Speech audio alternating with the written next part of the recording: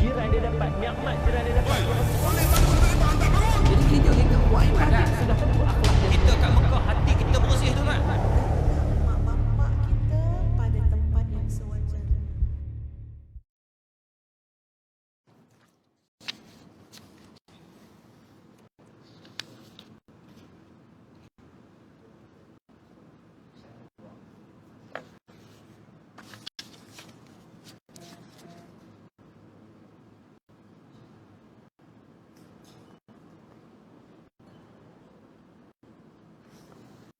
Bismillahirrahmanirrahim.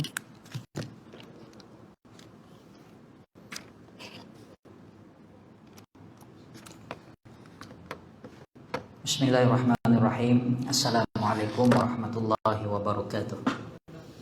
Alhamdulillahirabbil alamin.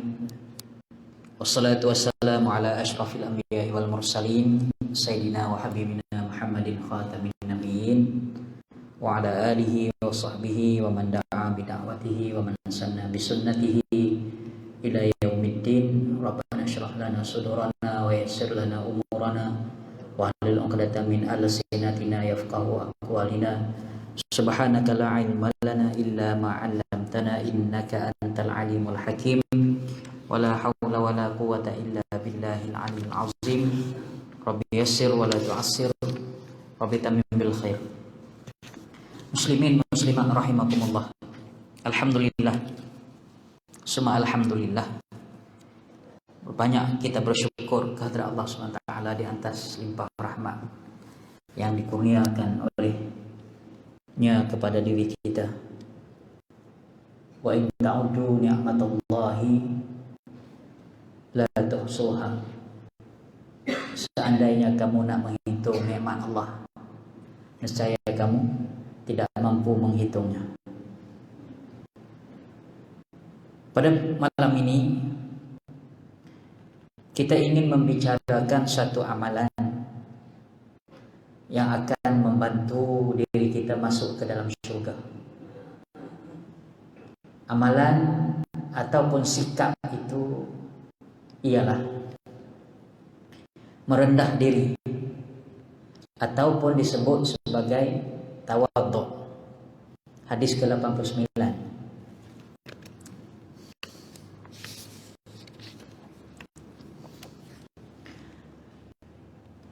Rasulullah sallallahu alaihi wasallam bersabda, "Man tawadha'a lillah rafa'ahu Allah." Artinya, sesiapa yang merendah diri, yakni tawadhu kerana Allah, Allah akan mengangkat kedudukannya di dunia dan di akhirat. Hadis riwayat Imam Bukhari, hadis sahih, dan juga hadis Muslim. Tuan-tuan sekalian, hadis tadi pendek. Man tawadha'a lillah rafa'ahu Allah. Siapa yang merendahkan dirinya kerana Allah, nescaya dia akan Allah akan mengangkat kedudukannya di dunia dan juga di akhirat. Di dunia pun Allah Ta'ala angkat kedudukannya, di akhirat pun Allah Ta'ala angkat kedudukannya. Ini kemuliaan sifat tawadhu. Apa makna tawadhu? Tawadhu berasal daripada perkataan Arab, yaitu wada'a. Wada'a ini artinya rendah. Arti di sini maksudnya kita tidak meninggikan diri kita. Kita tidak membesarkan diri kita. Sebab meninggikan diri, membesarkan diri itu hanyalah sifat yang layak bagi Allah Subhanahu wa taala. Kita sebagai hamba, sebagai makhluk, tak layak langsung untuk membesarkan diri kita ataupun merasa diri kita ini hebat, merasa diri kita ini bagus, merasa diri kita ini segala-galanya. Itu maksud tawadhu'. Artinya kita merendahkan diri kita. Merendah diri ini banyak cabangnya. Pertama, kita merendah diri kepada Allah Subhanahu wa taala. Macam mana kita merendah diri kepada Allah Subhanahu wa taala? Tawadhu' dengan Allah Subhanahu wa taala. Artinya kita tawadhu' dengan Allah taala ini artinya kita taat perintah dia. Allah taala suruh kita buat perkara-perkara yang baik, maka kita pun taat. Allah taala suruh kita tinggalkan perkara-perkara yang mungkar, maka kita pun tinggal. Itu kita taat.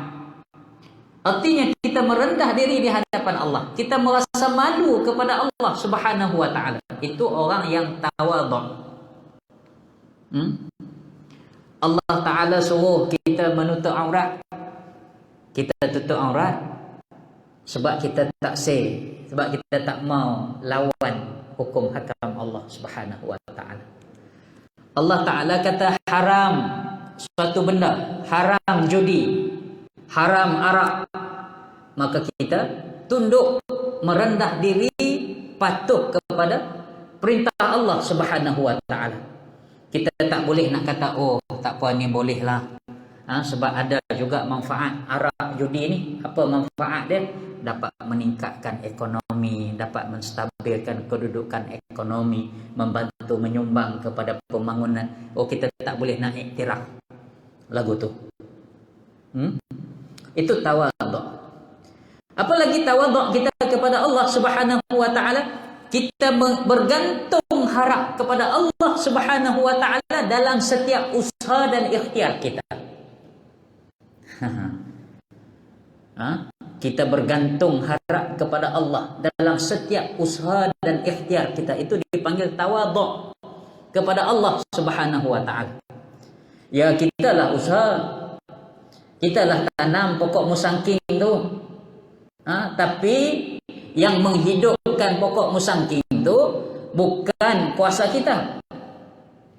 Kuasa Allah Subhanahu wa taala yang menghidupkan tumbuh-tumbuhan, menurunkan hujan, menjadikan baja dan sebagainya. Lalu pokok itu pun tumbuh lalu membesar. Kita tak boleh kata tengok aku ni pakar, aku ini mahir dan sebagainya. Bergantung harap kepada Allah Subhanahu wa taala. Kita sakit, yang kita pun pergi suntik, cocok vaksin. Pak Ngah vaksin apa? Sinovac. Sinovac Pak Ngah nak pergi umrah dia kena ambil booster lagi sekali. Dah ambil booster. So dah daftar pergi umrah lah. InsyaAllah saya cadang nak pergi jugalah umrah ni. Sebab duk teringin nak pergi ke umrah ni tahun 2020. Kan dah bayar dah duit. Patut nak pergi 24 hari bulan Mac 2020. Kita PKP 18 Mac 2020, seminggu sebelum nak terbang tak jadi. Ni insya-Allah nampak dah boleh buka dah. Umrah dah boleh pergi ziarah dah. Insya-Allah kita akan daftar untuk pergi pada Januari tahun depan insya-Allah. Doakan saya boleh kudrat kuasa oleh Allah Subhanahu wa taala. Itu yang dikatakan kita ni merancang. Jadi kita tawadhu' di hadapan Allah Subhanahu wa taala. Apa tanda kita tawadhu' lagi? Selain kita bergantung harap, kita sentiasa memperbanyakkan doa kita kepada Allah.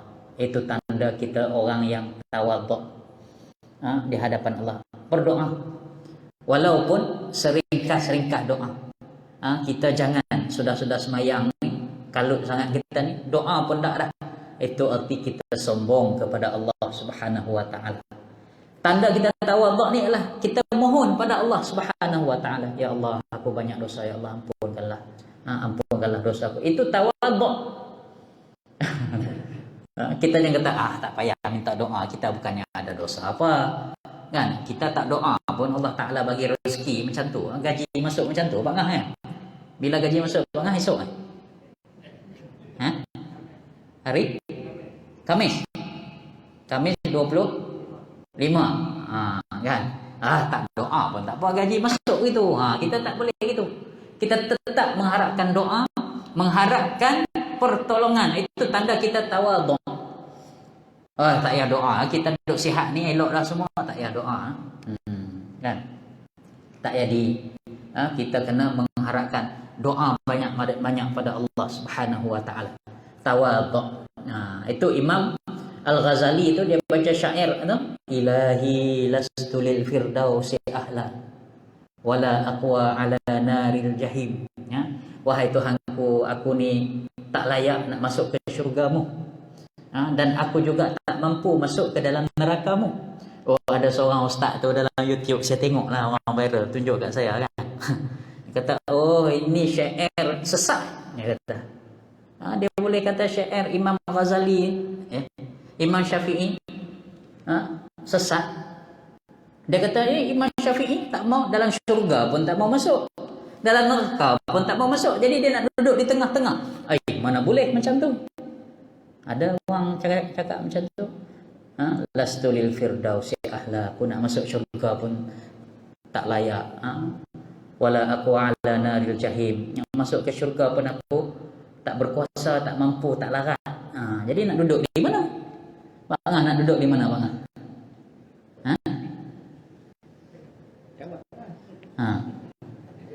Nak duduk di? Duduk mana? Tengah-tengah. Tak ada RNR. RNR tapah. Tak boleh. Allah Ta'ala sebut dalam Al-Quran, fariqun fil jannah wa fariqun fis sa'ir. Hari akhirat esok, satu kumpulan duduk dalam syurga, satu kumpulan duduk dalam neraka. Tak ada lah duduk di tengah-tengah. Kita pun kata tak apa, aku ni tak boleh masuk syurga pun tak apa, asalkan jangan masuk neraka sudah. Bolehkah kita doa macam tu? Tak boleh kan? Jadi dia kata Imam Syafi'i ni syair dia tak boleh diterima. Sedangkan syair itu adalah dianggap oleh seluruh para ulama sebagai syair yang begitu mulia. Kerana apa? Kerana sifat tawadhu. Imam Syafi'i ni dia mengaku diri dia, aku ni kalau lihat pada amalan aku ni, lihat dengan dosa yang banyaknya aku ni, ya Allah, tak mampu aku nak masuk ke syurgamu ya Allah. Aku tak mampu nak masuk syurgamu, tak layak nak masuk ke syurgamu sebab amalan aku kurang, dosa aku banyak. Jadi aku ni tak layak. Namun aku juga takut nak masuk ke dalam nerakamu. Kena tengok lagi selepas tu, fahabli taubatan faghfirli zambi fa innaka ghafiruz zambik. Oleh itu ya Allah, oleh kerana aku ni dosa banyak, amalan tak banyak, oleh itu terimalah taubat aku ini. Ampunlah dosa-dosa aku ini. Mudah-mudahan dengan ampun dosa ini maka aku tak masuk api neraka, dan aku juga akan dimasukkan ke dalam syurga. Ini sifat tawadhu Imam Syafi'i. Dia tawadhu, itu tawadhu kepada Allah. Tawadhu, rendah diri kepada Allah. Yang kedua, kita tawadhu kepada Rasulullah. Selepas tawadhu kepada Allah, kita tawadhu kepada Rasulullah. Macam mana nak merendah diri pada Rasulullah sallallahu alaihi wasallam? Rasulullah SAW dah wafat dah lama. Kita dituntut supaya merendah diri pada Rasulullah dengan cara kita menghormati apa yang ditinggalkannya, apa yang disuruh oleh Rasulullah, apa yang disukai oleh Rasulullah, mengamalkan sunnah yang ditinggalkan oleh Rasulullah. Itu tandanya kita tawadhu, kita merendah diri, kita menghormati Rasulullah sallallahu alaihi wasallam. Perbanyakkan berselawat ke atas Nabi, itu tandanya kita tawadhu, kita merendah diri kepada Rasulullah sallallahu alaihi wasallam dengan cara kita berselawat kepadanya. yang mampu ziarah makam kubur Rasulullah sallallahu alaihi wasallam dan mengucapkan salam sejahtera di atas perkuburannya. Itu tawadhu kita di hadapan Rasulullah sallallahu alaihi wasallam. Yang ketiga, tawadhu kita kepada sesama manusia. Seorang suami tawadhu'nya kepada pasangan hidupnya, yaitu istrinya. Walaupun dia seorang suami, semua keputusan dibuat dan diputus oleh suami, tetapi oleh karena sifat tawadhu' seorang suami ini, dia boleh mendapatkan pandangan istrinya. Itu tawadhu' suami kepada istri. Tawadhu' suami kepada istrinya, kan? Bukan takut bini, Bok Mi. Kan? Orang kalau kata ikut cakap bini sangat, dia ni tak boleh, tak buat cetong, takut bini sokmo. Kan? Orang ajak, jom ngeteh. Tak boleh malam ni. Bini kurang sihat. Takut bini tu. Dia bukan takut bini. Artinya dia tawadhu', dia merendah diri. Dia tak menggunakan kuasa veto pada diri dia. Dia tak gunakan kekuasaan yang ada pada diri dia. Dia mempunyai pertimbangan. Dia mempunyai satu sifat penghormatan kepada pasangan diri dia. Itu dipanggil tawadhu' seorang suami. Begitu juga dengan istri. Istri kena merendah diri di hadapan suaminya. Patuh dan taat apa yang diperintah, yang disuruh oleh suaminya. Selama mana? Malam yu'mar bimaksiatin. Selama mana suami ini tak suruh kita buat benda maksiat. Fa iza umira bimaksiatin fala sam'u wala ta'ah. Apabila suami suruh buat benda maksiat, fala sam'u, tak perlu dengar, wala ta'ah, tak perlu ta'ah. Faham tak? Faham tak? Kalau suami suruh pergi beli pitikam nombor ekor, wajib pergi tak makcik? Tak wajib lah kan? Walaupun taat suami itu wajib, tapi time dia suruh kita pergi beli nombor ekor, pergi tolong tikam nombor ekor, aku malu kan? Orang tengok ramai. Suruh bini tak apa, hang pakai tutup muka habis, orang tak kenal siapa dia. Wajib tak? Tak wajib. Pak Ngahmin. Kalau suami suruh pergi beli rokok, macam mana Pak Ngahmin? Nak taat ke tak taat?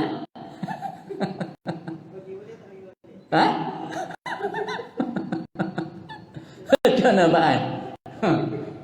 Tanya orang perempuan lah. Suami kata, ni nak pergi mana? Nak pergi ni 7E je. 7-Eleven. Beli apa? Inilah nak beli sabun, nak beli shampoo, pun tak ada ubat gigi, pun tak ada. Okey, tolong beli rokok sekotak Dahil 20. Kita nak beli kan, kita tak mau beli. Balik tanya laki lah. Balik tanya laki, tengok nak kena beli kan, tak mau beli. Tawadhu', merendah diri, artinya kita merendah diri suami, menghormati istri, menghormati suaminya. Malam yu'mar bimaksiatin, selama mana dia tidak suruh untuk kita buat perkara-perkara yang maksiat. Itu artinya tawadhu'. Tawadhu' artinya merendah diri. Merendah diri. Merendah diri di hadapan sahabat-sahabat yang lain. Tadi merendah diri pada suami, merendah diri pada isteri, kemudian merendah diri kepada sahabat-sahabat.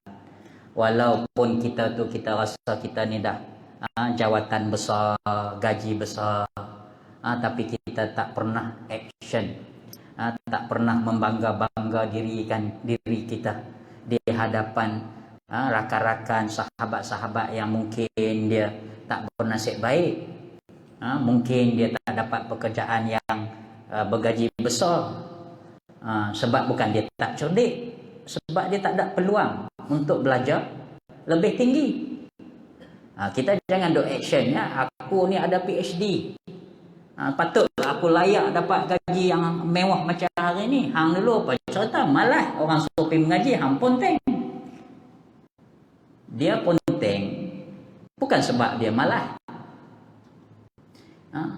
Saya boleh tengok adik-beradik saya kan, kakak saya sulung, kakak nombor 2, mereka ni bukannya tak cerdik, mereka cerdik, tapi oleh kerana mak ayah susah dulu, saya beritahu kan, duduk di kampung di Kuala Nora nak cari mana tanam padi musim sekali ya, walaupun duduk di tepi sungai, tapi sungai itu dia rendah daripada bendang.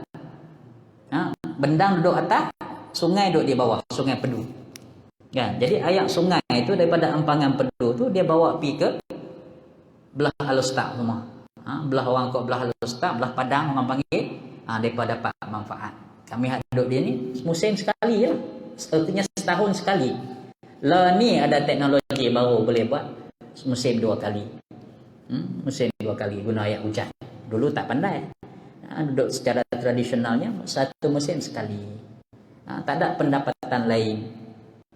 Jadi oleh kerana nak sara adik-beradik yang lain yang ramai nak pergi mengaji, nak sambung, nak masuk universiti, kak hak yang sulung, hak nombor 2 dia berkorban. Tak apalah, bagi mereka pergi, adik-adik hak lelaki ni bagi mereka pergi mengaji, pergi mengaji semua.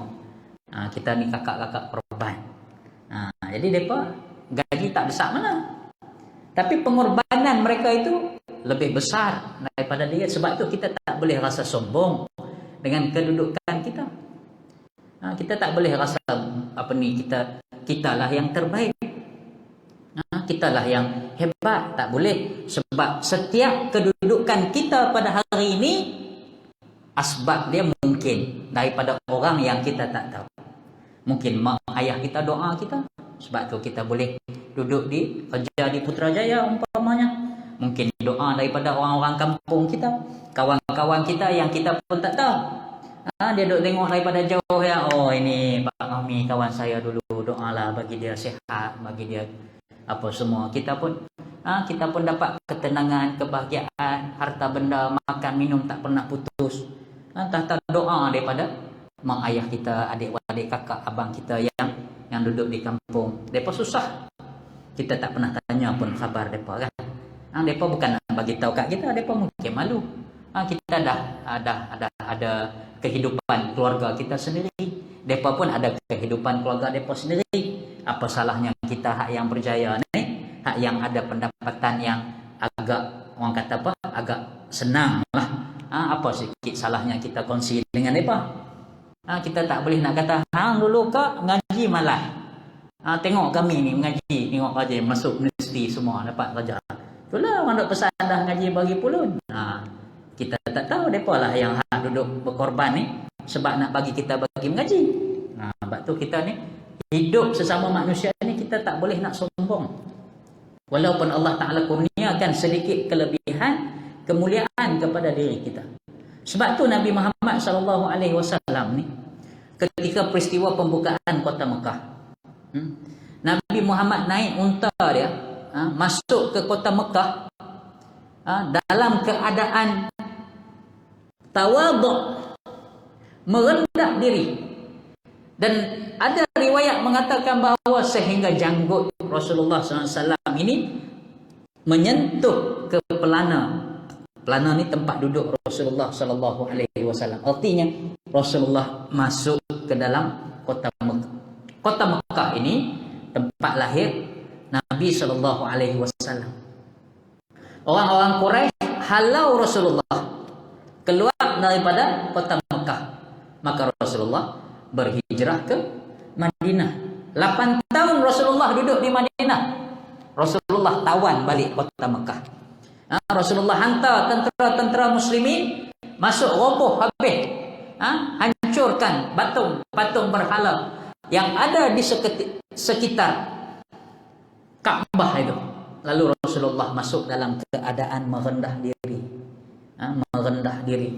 Artinya tawadhu'nya Rasulullah SAW. Patutnya Rasulullah boleh pegang pedang 12 tangan. Siapa-siapa yang kutuk aku, halau aku ni, keluar cepat, aku nak pancung kepala dia. Tapi tak. Rasulullah menang dalam peristiwa pembukaan kota Mekah.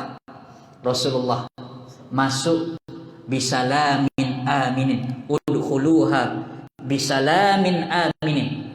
Rasulullah masuk ke dalamnya, ini ke kawasan Masjidil Haram itu dengan sejahtera. Siapa yang beriman kepadaku maka dia akan selamat. Siapa-siapa yang tidak mahu isteri-istrinya menjadi janda dan anak-anaknya menjadi yatim piatu, maka segeralah masuk ke dalam rumah masing-masing. Tak ada siapa pun yang berani pada ketika itu.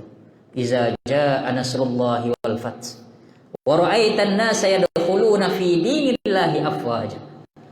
Turun ayat surah An-Nasr. Apabila datang pertolongan Allah dan fath, peristiwa pembukaan kota Mekah, kamu dapat saksikan bagaimana manusia ni berbondong-bondong menerima ajaran Islam, masuk ke dalam agama Islam itu. Maka itu Rasulullah merasa merendah diri ke atas bantuan Allah, pertolongan Allah, kemudahan yang Allah Ta'ala berikan kepada diri dia. Dia tawadhu. Dia menang-menang, dia tak ego. Tengok, aku tawan balik, ini Melaka. Kan. Dia tak ego, tuan-tuan dan puan-puan sekalian. Cakap tak besar. Ini kita dah. Kita bila dah menang pilihan raya, kita mula nak pelekeh orang. Itulah pesan dah. So sama-sama kita ni, tidak menanglah kita ni. Kan? Jangan begitu, kan? Kita ni sentiasa tawadhu dalam setiap keadaan. Kalah pun tawadhu, menang pun tawadhu. Jangan duduk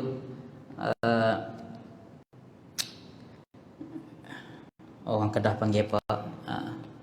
Jangan buat peleceh kat orang lain. Tawadhu itu penting. Itu Rasulullah SAW pesan. Rasulullah tawadhu'nya Rasulullah SAW ini dengan makcik tua pun Rasulullah bergurau. Kan? Dengan makcik tua pun Rasulullah layan dia, santun dia. Tawadhu' Rasulullah. Sedangkan Rasulullah seorang pemimpin yang hebat. Dengan kanak-kanak pun Rasulullah layan juga. Rasulullah naik unta merempit. Kita kata merempit lah.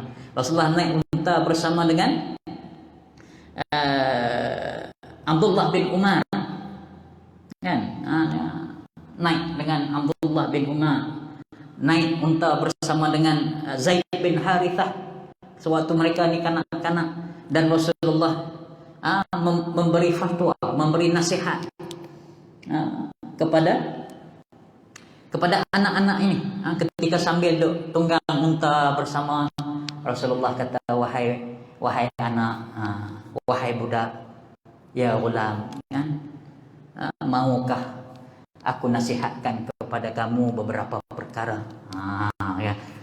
Kita pun kena begitulah, kan? Sambil-sambil rempik basikal lajak tu, kita bagi tahu, ni anak-anak sekalian, boleh tak Pak Cik nak bagi tahu sikit beberapa perkara yang dapat memberi manfaat kepada diri kamu. Mula-mula dia seronok lah. Mula-mula dia ingat, bagus tu Imam Spa ni, dia kencing betul, boleh masuk line kita punya, kan. Kita masuk, kita main. Tapi sebenarnya kita nak bagi tahu pada diri dia tu. Itu cara dakwah Rasulullah SAW. Anas bin Malik kata, tawadhu'nya Rasulullah SAW. Sepanjang 10 tahun aku hidup dengan Rasulullah, sekalipun Rasulullah SAW tak pernah marah aku. Rasulullah tak pernah marah.